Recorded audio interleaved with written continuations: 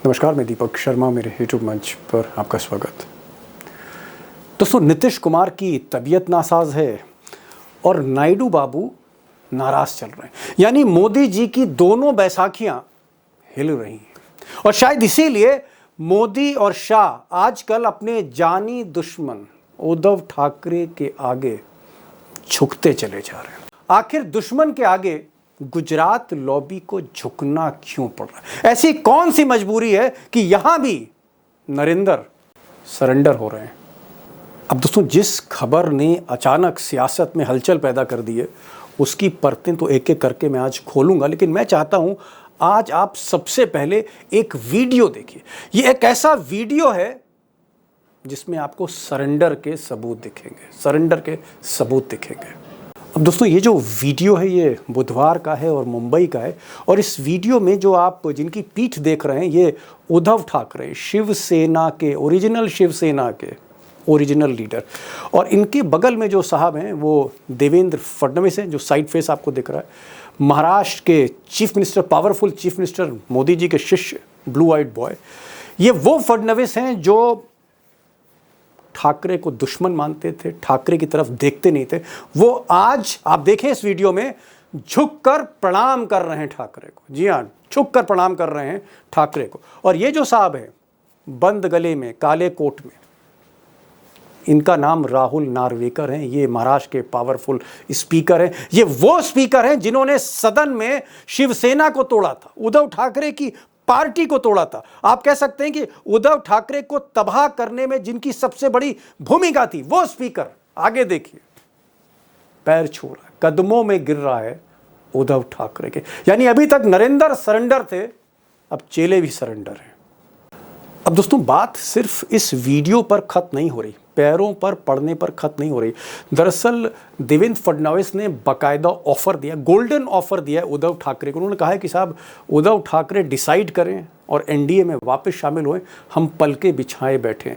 और यह भी इशारा किया कि एकनाथ शिंदे जो दुखती रग हैं उद्धव ठाकरे की, वो एकनाथ शिंदे जिन्होंने कुर्सी छीनी, जिन्होंने पार्टी छीनी, जिन्होंने बाला साहब ठाकरे की पार्टी का सिंबल छीन लिया, सबसे बड़ा धोखा दिया उद्धव ठाकरे को, उस एकनाथ शिंदे को किनारे करने के लिए फडणवीस, बीजेपी तैयार है। यानी हर तरह से पलके बिछाई जा रही हैं मिस्टर ठाकरे के आगे। सवाल है कि ऐसा हो क्यों रहा है, ऐसा बीजेपी कर क्यों रही है अचानक? उसके पीछे मकसद क्या है सरेंडर होने का? अब दोस्तों, सच्चाई यह है जो आपको मीडिया बताती नहीं है। सच्चाई यह है कि आज की तारीख में मोदी, चाहे विदेश नीति कह लीजिए, अर्थनीति कह लीजिए, या उनकी सरकार कह लीजिए, हर तरफ मुसीबत से घिरे हुए हैं। और मुसीबत से ही नहीं घिरे हैं, बिहार में भी घिरे हुए हैं जो उनके हाथ से निकल सकता है, और बंगाल में भी शामत आने वाली। ऐसी स्थिति में जहां चारों तरफ से मिस्टर मोदी घिरे हुए हैं, सबसे बड़ी मुसीबत उनके लिए लोकसभा में, वो लोकसभा जहां से सरकार चलती है, जिस सदन से सरकारें बनती हैं और गिरती हैं, उसी सदन में मोदी जी की स्थिति ठीक नहीं है। आज भी वो 240 सीट लेकर अल्पमत में माइनॉरिटी गवर्नमेंट है, माइनॉरिटी पार्टी है। 272 तक पहुंचने के लिए, यानी बहुमत के मार्ग तक पहुंचने के लिए मोदी जी को आज भी नीतीश बाबू की ज़रूरत है। मोदी जी को सबसे ज़्यादा नायडू बाबू की ज़रूरत है। और जैसे मैंने पहले कहा, नीतीश 12 सांसद, 16 सांसद नायडू बाबू के, अभी जो 28 सांसद हैं, अभी तक तो सब कुछ ठीक चल रहा था। लेकिन इधर नीतीश कुमार की तबीयत वाकई नासाज है, और हो सकता है कि इस चुनाव में एक आध वो रैली कर लें, यही बहुत बड़ी बात होगी जो उनकी सेहत का हाल है। और मुमकिन तौर पर ये बात सामने आ रही है कि नीतीश बाबू का जो सूर्य है, राजनीतिक सूर्य, वो अस्त होने जा रहा है। नवंबर के बाद दोबारा सीएम बनना नहीं है, और ऐसी स्थिति में जब नीतीश की कुर्सी जाएगी तो पार्टी भी टूट सकती, स्प्लिट हो सकती है, और तब क्या होगा आप समझ सकते हैं। उधर अगर हम नायडू बाबू को देखें तो नायडू बाबू के साथ कोई परेशानी नहीं है, आंध्र प्रदेश की जहाँ तक बात है, मेजॉरिटी में, लेकिन दो बड़े मुद्दों पर बेहद नाराज है मिस्टर मोदी से। नाराज तो वो वक्फ में भी थे, शुरू में विरोध भी किया था, बाद में कंप्रोमाइज़ हो गया, लेकिन दो मुद्दों पर खोलकर विरोध किया है हाल फिलहाल में। पहला मुद्दा डिलिमिटेशन, यानी संसद की सीटों का जो बंटवारा होना है, परिसीमन हो रहा है, उस पर सीधे सीधे विरोध किया उन्होंने। और दूसरा विरोध 2 दिन पहले किया, यानी बिहार में जिस तरह से वोटर लिस्ट का रिवीजन हो रहा है, जिस तरह से बाकी स्टेट्स में वोटर लिस्ट की जांच होगी उसको भी सिरे से खारिज कर दिया। पूरी तरह से आप कह सकते हैं कि बिहार का जो गेम प्लान था मोदी जी का उस पर पानी फिर दिया। तो नीतीश तबीयत नहीं है सही, नासाज है, और मिस्टर नायडू वाकई नाराज चल रहे हैं। अब दोस्तों बीजेपी को लगता है कि अगर बिहार हाथ से निकला, बंगाल हाथ से निकला, कई और राज्य हाथ से निकल गए, अर्थनीति विदेश नीति वैसे ही डावाडोल है, ऐसी स्थिति में लोकसभा में स्थिति खराब हो सकती किसी भी दिन, और फिर उद्धव ठाकरे एक नए ऑक्सीजन की तरह सामने आ सकते हैं। क्योंकि उद्धव ठाकरे के पास 9 सांसद हैं, 9 सांसद एक बड़ी पूंजी है लोकसभा में। उनको लगता है कि अगर उद्धव ठाकरे को ऑफर दिया जाए, उनकी पार्टी वापस की जाए, तो शायद उद्धव ठाकरे विचार कर सकते हैं वापसी का, कर वापसी का। 9 सांसद मिलेंगे, एक बड़ी राहत होगी। और मोदी जी और शाह साहब को यह भी लगता है कि एक बार अगर उद्धव ठाकरे आ गए तो शायद शरद पवार की जो बेटी हैं, जो पार्टी चलाती हैं, सुप्रिया सुले, वो भी शायद आ जाए। उनके 8 सांसद हैं, तो 9 सांसद जो हैं वो मिस्टर ठाकरे के हैं, 8 सांसद जो हैं शरद पवार के हैं। अब ये बड़ी संख्या है, 17 की संख्या बड़ी मजबूत है। इस वजह से मोदी जी, शाह साहब, नरेंद्र सरेंडर हो रहे हैं। अब सच्चाई ये भी है कि उद्धव ठाकरे एक मैच्योर लीडर है, मैच्योरनेस है, जल्दबाजी में कोई फैसला नहीं लेते, सोच समझ के राजनीति करते हैं। उद्धव ठाकरे भी किसी जल्दबाजी में नहीं दिख रहे, कम से कम मुझे नहीं दिख रहे हैं। ऑफ़र ज़रूर उन्हें मिला है, गोल्डन ऑफ़र है, लेकिन 19 तारीख को, आने वाली 19 तारीख को उद्धव ठाकरे जो हैं, उनकी जो पार्टी है शिवसेना उद्धव, वो इंडिया अलायंस के साथ बैठक करने जा रही है। राहुल गांधी से मुलाकात होगी, और मुझे लगता है कि राहुल गांधी से, खड़गे से मुलाकात के बाद हो सकता है कुछ वो आगे का सफ़र डिसाइड करें। लेकिन उद्धव ठाकरे ने अभी तक कुछ भी डिसाइड नहीं किया। जहाँ तक शरद पवार की बात है, उनकी बेटी ज़रूर फॉरेन डेलीगेशंस में गई थी, जो मोदी जी ने डेलीगेशन भेजे थे ऑपरेशन सिंदूर में। लेकिन शरद पवार का अभी भी जो स्टैंड है, वो शायद अपने सेकुलर क्रेडेंशियल्स को मेंटेन रखेंगे। जीते जी वो शायद बीजेपी में ना जाएं। ऐसे संकेत शरद पवार की पार्टी से मिलते हैं, और आगे मैं इसको डिस्कस भी करूंगा एक्सपर्ट्स के साथ। अब दोस्तों जो बड़ा सवाल है, बिग क्वेश्चन है, वो ये कि मोदी और शाह को क्या इस बात का एहसास हो रहा है कि वाकई बीजेपी की पोजीशन पार्लियामेंट में, लोकसभा में थोड़ी वीक है, अल्पमत में आज भी है, और स्थितियां खराब हुई तो पार्टी की स्थिति, पोजीशन और ख़राब हो सकती। इसीलिए उद्धव ठाकरे पर दांव खेला जा रहा है। ऐसा है। सवाल इस बात का है कि अगर ऐसा है तो फिर आगे क्या होने जा रहा है उस सदन में, जो कुछ ही दिन बाद मॉनसून सेशन स्टार्ट होने जा रहा है। सवाल है आगे होने क्या जा रहा है, बड़ा सवाल है। अभी सवाल इसलिए भी बड़ा है क्योंकि पहले भी मैंने कहा है कि सिर्फ 15-16 सांसद इधर से उधर चले जाएं तो मोदी जी की सरकार जा सकती। और शायद अब आपको उद्धव ठाकरे के आगे जो पूरी बीजेपी सरेंडर है वो समझ में आ रहा होगा। लेकिन मुझे लगता है कि इस पर एक सेकंड ओपिनियन लेना चाहिए। मुंबई से सुधीर सूर्यवंशी जी हमें ज्वाइन कर रहे हैं। बहुत ही तजुर्बेकार पत्रकार हैं। शिवसेना हो, शरद पवार की पार्टी हो या देवेंद्र फडणवीस हो, तीनों को बहुत अच्छी तरह से जानते हैं। शरद पवार, उद्धव ठाकरे और देवेंद्र फडणवीस। वो हमारे साथ मुंबई से सीधे जुड़ रहे हैं। मैंने आज उमाकांत लखेड़ा साहब को भी बुलाया, उनसे भी मैं पूछूंगा कि वाकई कुछ बड़ा खेल होने जा रहा है। बड़ा बुनियादी सवाल है कि जो उद्धव ठाकरे मिलते नहीं थे, बड़े तल्ख रिश्ते थे फडणवीस के साथ, 36 का आंकड़ा था, तलवारें खींची थी, वो उद्धव ठाकरे फडणवीस साहब के साथ मिल रहे हैं, 1-to-1 मुलाकात हो रही है। और हम जिस तरह की वीडियोस देख रहे हैं उसमें जो बॉडी लैंग्वेज है, दोनों नेता बहुत ही कंफर्टेबल हैं। ये जो मुलाकातें हो रही हैं, क्या आपको लगता है फडणवीस कोई ऑफर दे रहे हैं? क्या आपको लगता है कि एकनाथ शिंदे बाहर हो रहे हैं? क्या आपको लगता है कि शिवसेना की जो पार्टी है वापस उद्धव ठाकरे को दी जा सकती? क्या कुछ इस तरह का आपको डिजाइन लगता है इन मुलाकातों के पीछे? देखो, उसमें 2-3 चीजें बहुत बड़ी तौर पे उभर के आ रही है एज ए पॉलिटिकल एनालिस्ट के तौर पे। पहली बात, उद्धव ठाकरे के लिए भारतीय जनता पार्टी बिल्कुल पॉलिटिकल अपोनेंट है, लेकिन उनका इमीडिएट पॉलिटिकल जो राइवरी है वो एकनाथ शिंदे, उनकी जो शिवसेना जो भारतीय जनता पार्टी ने दी है। तो शिंदे आप कह रहे हैं कि फडणवीस हो, मोदी हो, अमित शाह हो, ये दुश्मन नंबर 1 नहीं है। उद्धव ठाकरे के दुश्मन नंबर 1 एकनाथ शिंदे हैं। बिल्कुल। आप देखेंगे कल के जो समारोह हुआ था, उस समारोह में चेहरे डाली थी, तो उद्धव ठाकरे कुछ देर रुके बैठने के लिए, क्योंकि उनके जो बैठने का जो अरेंजमेंट जो किया गया हाँ, था वो वीडियो मैंने देखा, वीडियो आप देख सकते जी। हाँ, जी एकनाथ शिंदे के बगल में तो वो बैठी नहीं वहां पे। उन्होंने जो नीलम गोरे है डेप्टी चेयरमैन अपर हाउस, हाँ, ये जो लेडी है उनको जी। रिक्वेस्ट किया, वो एकनाथ शिंदे के साथ में बैठी। फिर बाद में उसके बगल में उद्धव ठाकरे बैठे। उसके बाद में आप देख उसी वीडियो में देख सकते हैं कि एकनाथ शिंदे बात नहीं कर रहे उद्धव ठाकरे से, उन्होंने अपने ऐनक निकाल ली, वो क्लीन कर रहे ऐनक को। और जब जो कार्यक्रम फोटो सेशन खत्म हो जाता है, उद्धव ठाकरे खुद देवेंद्र फडणवीस को इशारा करते, बाद में वो मिलते, उनकी बॉडी लैंग्वेज आप देखिए जी हाँ, उसी वीडियो में, तो दोनों और शायद बॉडी लैंग्वेज। शायद वो स्पीकर है जो पैर छू रहे हैं हाँ उद्धव बिल्कुल। ठाकरे के। तो वो उससे एक चीज बाहर आ रही कि एकनाथ शिंदे मतलब काफी जिस स्पीकर ने पार्टी तोड़ी, उद्धव ठाकरे को किनारे किया, वो उद्धव ठाकरे के पैर छू रहा है। तो इसके कई मायने हैं, इसकी कई मायने है कि भाई ये आदमी अपने साथ में पावर में आ सकता है, तो इसलिए उसके साथ में अच्छी रिश्तेदारी और अच्छे रिलेशन बनाए रखे।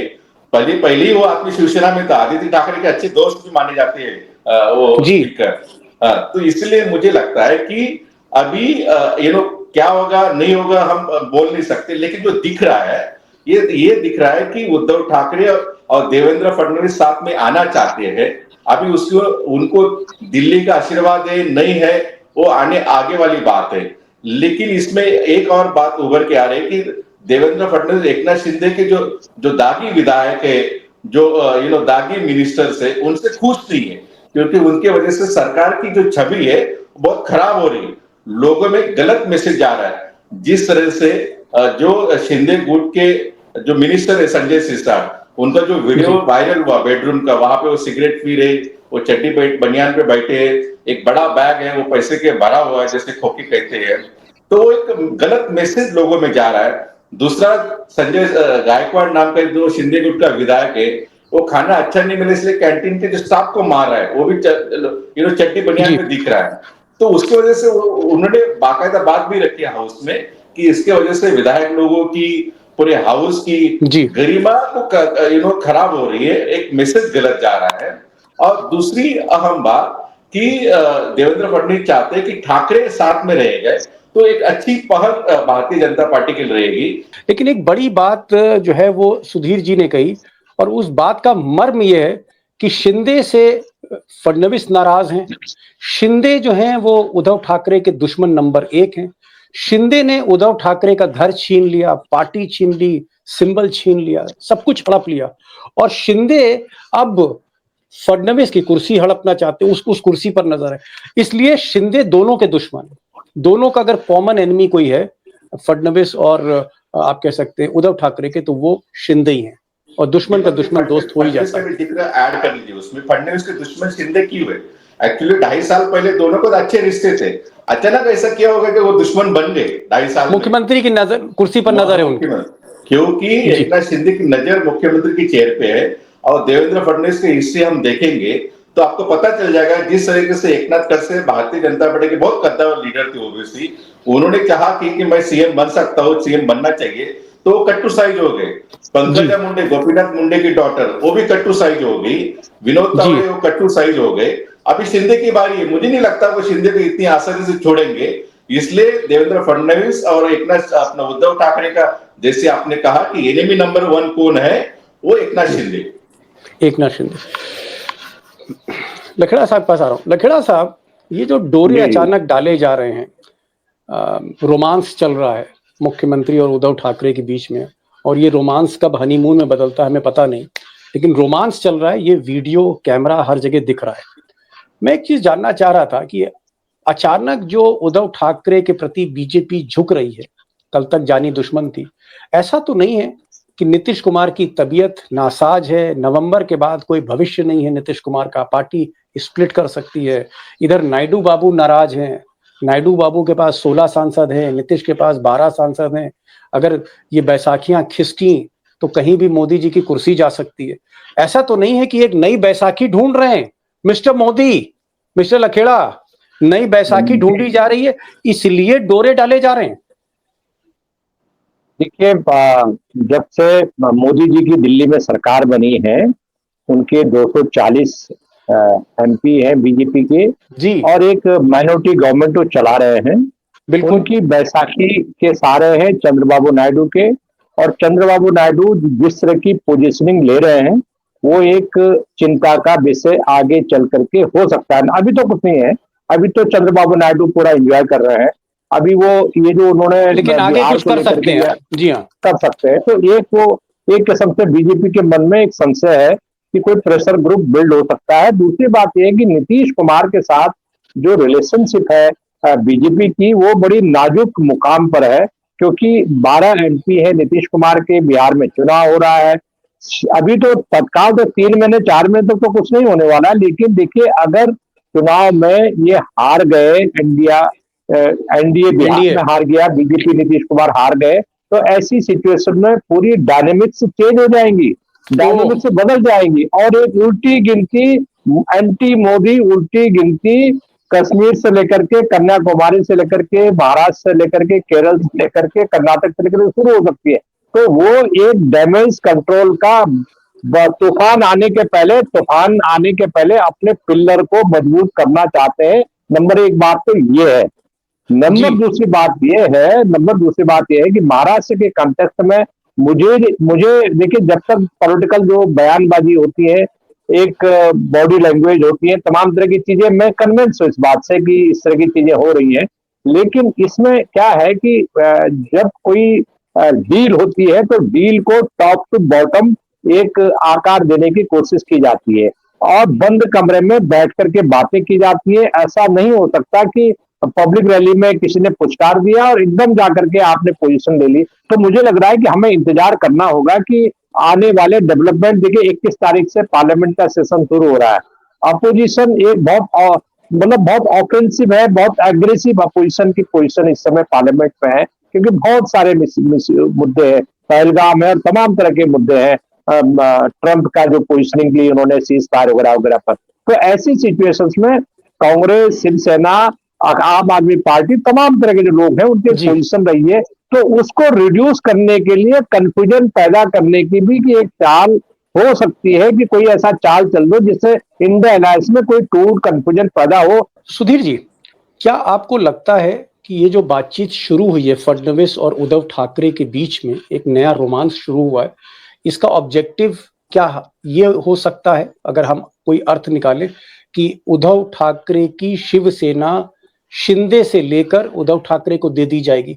क्या उद्धव ठाकरे अपनी पार्टी वापस लेना चाहते हैं, अपने पिता का सिंबल वापस लेना चाहते हैं? क्या आपको ऐसा लगता है ये एक डील हो सकती है? देखो, बिल्कुल उनका मकसद वही होगा। जैसे जो उद्धव ठाकरे के पिताजी बाला साहेब ठाकरे, उन्होंने शिवसेना की स्थापना किया, उनके दूसरा उद्धव ठाकरे के जो भाई है राज ठाकरे, उनकी एमएनएस अलग है। लेकिन पार्टी किसके साथ में? जो आदमी सेकंड और थर्ड फिडल रोल प्ले करता था, एकनाथ शिंदे, उनके साथ में। इसलिए उद्धव ठाकरे के सामने सबसे बड़ा गहन प्रश्न है कि पार्टी अपने साथ में लाना, जो सिंबल है पार्टी का, जो नाम है, जो पिताजी ने जो स्थापन की थी पार्टी बाला साहेब ठाकरे ने, उनके साथ में आना। इसलिए मुझे लगता है कि वो भारतीय जनता पार्टी के साथ डील कर सकते हैं। मेरी पार्टी, मेरे पिताजी ने जो खड़ी की पार्टी है, उसका सिंबल, उसका नाम मुझे मिल गया, तो एक मुझे लगता है वो हो सकता है वो एडजस्टमेंट। और दूसरी बात ये अभी होगा का ये कहना बहुत मुश्किल है, क्योंकि इसी सत्र के दौरान उद्धव ठाकरे ने यह भी कहा कि वो चाहते कि इंडिया अलायंस एक मीटिंग हो, राहुल गांधी एक मीटिंग बुलाए, वो भी चाहते, लेकिन वो भी चीज आगे बढ़ नहीं रही। इंडिया अलायंस की राहुल गांधी जो लोकसभा के सांसद है और अपोजिशन लीडर है, ऐसी कोई बड़ी पहल उधर हो नहीं रही। तो पॉलिटिकल लोग हर तरह से चीजें एक्सप्लोर करना चाहते हैं। जिस तरह से ये चीजें एक्सप्लोर हो रही है, उसमें कुछ निकल गया तो ये चीजें करेंगे। जी जी, बड़ी बात आपने कही। आपने कहा कि उद्धव ठाकरे चाहते हैं कि उनको उनकी पार्टी मिल जाए। एकनाथ शिंदे जो उनकी पार्टी छीन कर ले गए, उनके बाला साहब ठाकरे, उनके पिता, उनका सारा सिंबल, उनका सारी विरासत छीन ली, उसको वापस लेना चाहते हैं। ये उनकी टॉप प्रायोरिटी है। और साथ ही साथ वो इंडिया अलायंस में भी स्पेकुलेशन कर रहे हैं, उसको भी वो देख रहे हैं कि राहुल गांधी उनको क्या ऑफर देते, क्या है। यहाँ पर एक सवाल मैं आपसे पूछना चाह रहा हूँ लखेड़ा साहब, कि एक तरफ उद्धव ठाकरे फडणवीस से मिल रहे हैं 2 दिन में 3 बार, और 19 तारीख को उनकी पार्टी राहुल गांधी से मिल रही है, खड़गे से मिल रही। इसका मतलब क्या है? इधर भी उधर भी, मतलब क्या है इसका? नेशनल पॉलिटिक्स जो होती है, नेशनल पॉलिटिक्स में आपने एक पोजीशनिंग है, बीजेपी के खिलाफ है आप। इंडिया अलायंस बीजेपी का सपोर्टर तो है नहीं, बीजेपी के खिलाफ है। नेशनल इश्यू पर एक अलग आइडियोलॉजी शिवसेना की है, और वो अभी तक अपनी बार्गेन पोजीशन जो इंडिया अलायंस के साथ में जो पोजीशनिंग है उसकी, वो अपने इश्यूज को नहीं छोड़ने वाले, वो पहलगाम के इश्यूज को नहीं छोड़ने वाले, वो इकोनॉमी की हालत जो खराब हो रही है वो इश्यूज को नहीं छोड़ने वाले, वो इश्यूज को लगाए बचाए रखेंगे वो, और इश्यू पर पोजीशनिंग लेंगे। लेकिन महाराष्ट्र में अगर कोई रिलेशनशिप डेवलप हो रही है, तो राजनीति में देखिए, पॉलिटिक्स में क्या होता है दीपक जी, कि पॉलिटिक्स में कुछ भी अनसर्टेन नहीं होता, कुछ भी अंत नहीं होता है। पॉलिटिक्स पॉलिटिक्स एक ऐसी चीज है कि उसमें रोज एक नया पन्ना खुलता है। आज एक पन्ना खुलता है, एक पेज खुलता है, कल सुबह सूरज निकलता है, नया दिन आता है, नया जी पेज खुलता है। तो मुझे लग रहा है कि एक नया फर्मेंटेशन बिहार की, जी सॉरी, महाराष्ट्र की राजनीति में होने वाला है, और इसके राष्ट्रीय राष्ट्रीय इसके जी नेतार्थ है, ऐसा मैं मानता हूं। और भारतीय जी जनता पार्टी अगर वो रिलेशन ठीक कर रही है, तो भारतीय जनता पार्टी का ज्यादा स्वार्थ है, ज्यादा इंटरेस्ट है, बजाय जी कि उद्धव ठाकरे के।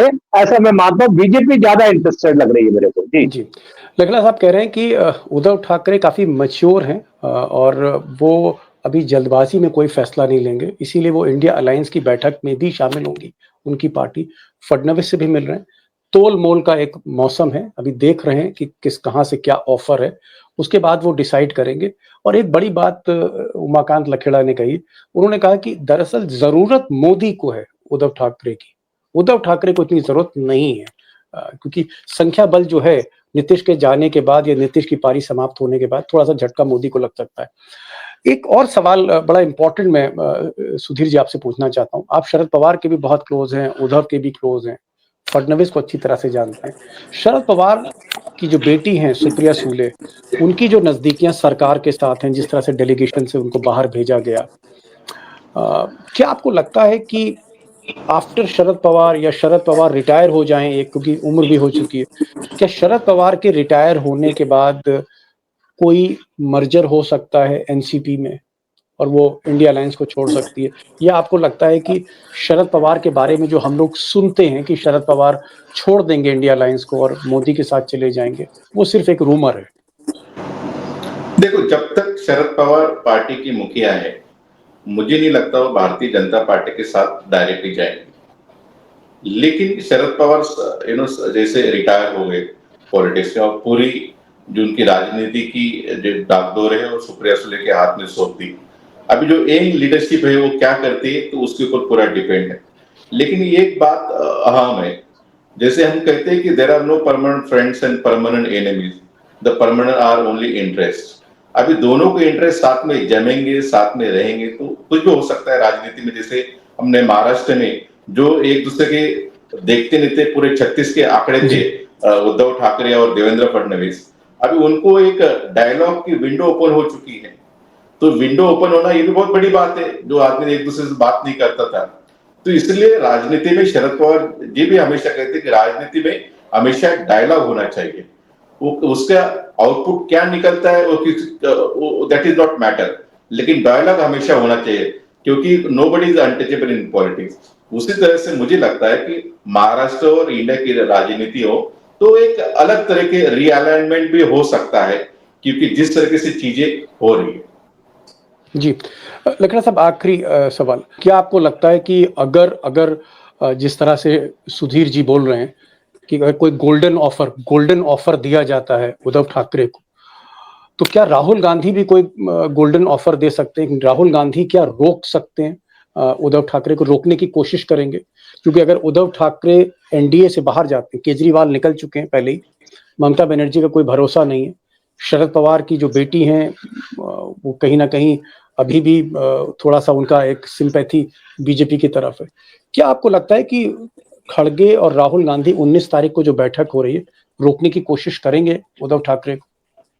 देखिए, मैं जितना राहुल गांधी को जानता हूं, उनकी पॉलिटिक्स को देख रहा हूं पिछले 20 साल से, मैं ये मानता हूं कि अगर उद्धव ठाकरे जाएंगे इंडिया अलायंस छोड़ करके, राहुल गांधी बिल्कुल भी इनकार नहीं करेंगे, बिल्कुल भी नहीं रोकेंगे, कहेंगे भाई आई डू विश, मैं तो नहीं रुकूंगा, क्योंकि देखिए वो उद्धव ठाकरे को राहुल गांधी के बल पर तो पॉलिटिक्स नहीं कर रहे हैं, उनका अपना पॉलिटिक्स है, राहुल गांधी का अपना पॉलिटिक्स है। और राहुल गांधी की जो फितरत है, जो मैंने देखा है, वो किसी को पार्टी के भीतर नहीं समझा रहे हैं, पार्टी के बाहर वालों को क्या समझाएंगे। वो शशि थरूर को नहीं समझा रहे हैं। लास्ट क्वेश्चन एक आपसे करके फिर एक छोटा सा कमेंट लेता हूं। क्या इसको क्या माने कि जो मुलाकात उद्धव ठाकरे और फडणवीस की हो रही है, क्या हम माने कि कुछ बड़ा होने वाला है राजनीति में, आपको लगता है आने वाले समय में? तो जो देख रहा हूं पॉलिटिक्स को, कि पॉलिटिक्स में कुछ भी हो सकता है, लेकिन सीधा पासा पलटना ये बहुत बड़ा घटनाक्रम महाराष्ट्र की पॉलिटिक्स के लिए भी होगा, इंडिया अलायंस की पॉलिटिक्स के लिए भी होगा, देश की पॉलिटिक्स के लिए भी होगा, और अपोजिशन पॉलिटिक्स में एक बहुत नेगेटिव मैसेज जाएगा कि इंडिया अलायंस एक नहीं रह पाया, एक आइडियोलॉजिकल प्रॉब्लम की वजह से वो एक नहीं रह पाए, और इसमें राहुल गांधी और कांग्रेस का जो लीडरशिप है उसको वो क्वेश्चन करेंगे कि जो सबसे बड़ी पार्टी है, सबसे बड़ी पार्टी से छोटी पार्टी क्यों भाग रही है। तो ये कांग्रेस की जिम्मेदारी है कि सारी पार्टियों को ऑन बोर्ड लेके चले। जी लास्ट क्वेश्चन, 30-40 सेकेंड्स हैं सुधीर जी। आपको क्या लगता है कि जो लखेड़ा साहब ने कहा कि मोदी का ऑफर इसलिए जा रहा है, फडणवीस का ऑफर इसलिए जा रहा है उद्धव ठाकरे को, क्योंकि मोदी जी अल्पमत में है, 240 सांसद उनके हैं, 272 छूने के लिए उनको लगातार बैसाखियां चाहिए। क्या मोदी को जरूरत है इसलिए बीजेपी झुक रही है? बीजेपी की मजबूरी है उद्धव ठाकरे के सामने आज झुकना? 30 सेकंड्स। बिल्कुल, मेरे ख्याल से मजबूरी कहे और पॉलिटिकल डिमांड कहे, आज की राजनीति हम देखते हैं, तो इसके वजह से डोरे डालना वगैरह ये सब चीजें उद्धव ठाकरे को हो रही है। लेकिन उद्धव ठाकरे मचे हुए खिलाड़ी, वो भी देखेंगे भारतीय जनता पार्टी एकनाथ शिंदे के साथ क्या करती है। जैसा सलूक उनके साथ में किया गया वैसे ही सलूक करते, तो उसके बाद में वो अपना क्या ऑफर आता है नहीं आता है उसके ऊपर चीजें होगी। लेकिन बहुत ही जल्दबाजी होगी कि सब चीजें इसी डायरेक्शन जाएगी, उसी डायरेक्शन में जाएगी। चीजें अभी बहुत ही फ्लूइड स्टेज पे है, इसलिए उसको टाइम लगेगा सब स्टैटिक होने में। जी, हमारे दोनों एक्सपर्ट दोनों ही मंझे हुए खिलाड़ी हैं, उद्धव ठाकरे शरद पवार की तरह। इन दोनों का ये मानना है कि दरअसल ये जो ऑफर, ये जो गोल्डन वीजा दिया जा रहा है मिस्टर उद्धव ठाकरे को, इसके पीछे वजह ये कि मोदी जी को जरूरत है। मोदी जी को आज जिस तरह की संख्या बल की जरूरत है, जिस तरह से उनकी आप कह सकते हैं साख, उनकी पॉपुलैरिटी चार्ट में उनका ग्राफ नीचे चला आ रहा है, मोदी दिन ब दिन कमजोर हो रहे हैं, बिहार कहीं ना कहीं चुनाव फंसा हुआ है, उसके आगे बंगाल है, फिर उत्तर प्रदेश है। कहीं ना कहीं मोदी जी को लगता है कि कब नीतीश कुमार की पार्टी टूट जाए, कब नायडू नाराज होकर कोई नया पैतरा ले लें। ऐसे में वो उद्धव ठाकरे की तरफ देख रहे हैं, शरद पवार की तरफ देख रहे हैं। लेकिन हमारे दोनों एक्सपर्ट्स का कहना है कि शरद पवार हो या उद्धव ठाकरे हो, ये मजे हुए खिलाड़ी हैं, इतनी जल्दी गेम नहीं खेलते। अभी सिर्फ वो हवा का रूप देख रहे हैं, ऑफर देख रहे हैं। जो भी होगा फैसला बाद में होगा, लेकिन इतना जरूर कह सकते हैं कि कहीं ना कहीं राजनीति में बड़ी तेजी से बदलाव आता हुआ दिख रहा है। आप आए सुधीर जी, आपने ज्वाइन किया शॉर्ट नोटिस पे, सो नाइस ऑफ यू। और लखेड़ा साहब आपका भी बहुत बहुत शुक्रिया। दोनों गेस्ट, दोनों एक्सपर्ट्स का बहुत बहुत शुक्रिया। Thank you so much for joining this programme.